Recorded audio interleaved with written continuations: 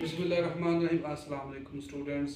Sequence and series हम कर रहे थे 6.2 एक्सरसाइज पे आए हुए हैं, that is AP arithmetic sequence. इसका क्वेश्चन नंबर 2 का सेकंड पार्ट है। ठीक है, सबसे पहले क्वेश्चन की पहचान करते हैं कि हमें बस कैसे पता चलेगा कि ये एपी का सवाल है। ठीक है, so right the first 3 terms of each arithmetic. ये उसने कह दिया हमें arithmetic sequence with given information. Given information क्या है, A1 और D। तो अरिथमेटिक सीक्वेंस तो उसने सवाल में खुद ही बता दिया हमें। ठीक है, तो पता चलेगा ये AP का सवाल है। AP मीन्स है जिसमें D सेम होता है। ठीक है, अब आपके पास A1 और D है, तो मैं तो कहता हूँ कि आप कोई भी टर्म फाइंड कर सकते हैं। तो वो क्या कहता है, वो कहते हैं पहले 3 टर्म्स निकालें। पहले 3 टर्म्स निकालने के लिए देखें तो हमारे सवाल में पहली टर्म तो हमें गिवन है A1, हमें अब इससे अगली टर्म निकालनी है, डेट इज़ N2 रखते हुए A2। और हमारे पास फार्मूला होता है AN का, A1 प्लस N-1 और D। सो AN की जगह पर रखें 2, हमारे पास आ गया A1 प्लस 2-1 और D। सो A2 A1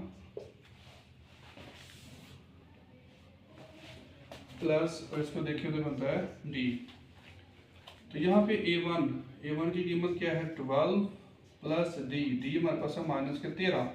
तो सॉल्व करें तो माइनस का 1, ये हमारे पास सेकंड टर्म आ गई माइनस का 1। ठीक है, इसी तरह से हम आगे बढ़ते हैं और इन्होंने एक और टर्म फाइंड करनी है।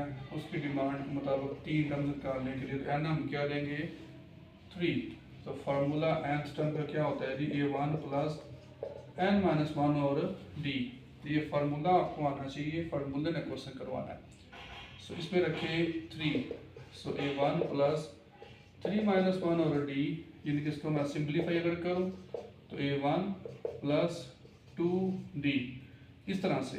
तो इसमें A1 में रखूँ, A1 जो कि गिवन है 12, ये आ गया 12 और प्लस 2 और D मेरे पास है माइनस के 13।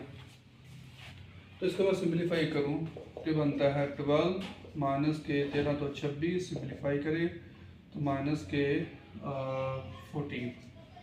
सो A3, तो ये देखिए हमारे पास 14 टर्म्स आ गई।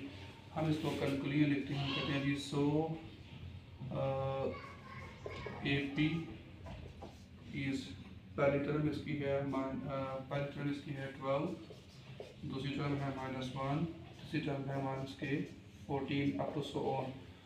अब देखिए ये पहली टर्म है, इसमें D ऐड हुआ। D क्या था हमारे पास माइनस के 13, तो 12 में माइनस के 13 ऐड करें तो -1 बनता है। इसमें फिर D ऐड करें, फिर माइनस के 13 ऐड करें तो माइनस के 14। इट्स मीन कि आपका क्वेश्चन ठीक है, ये AP है। और यही AP आपको वो MCQs में भी पूछ सकता है। ठीक है, मिलते हैं अगले लेक्चर में। मज़ीद आगे पढ़ने के लिए आप राब्ते में रहिए। अल्लाह हाफिज़।